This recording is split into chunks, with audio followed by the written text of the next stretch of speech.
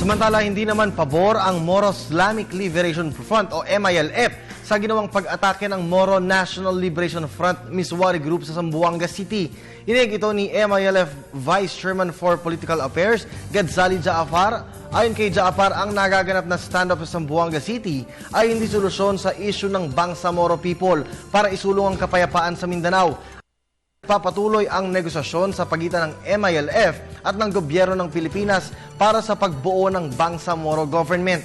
Ipinaliwanag ni Jaafar na bagamat hindi maituturing na absolutely independent ang panukalang Bangsamoro government, magiging instrumento ito para makamit ang kapayapaan sa Mindanao. Sinabi pa ni Jaafar na matinding selos ang nagtulak kay Miswari upang isagawang stand-up sa lungsod. Iginiit ni Jaafar na hindi sila makikialam sa stand-up maliban na lamang kung may go signal si Pangulong Aquino na tumulong upang matapos na ang gulo sa Zamboanga City at manumbalik ang katahimikan sa nasabing lugar.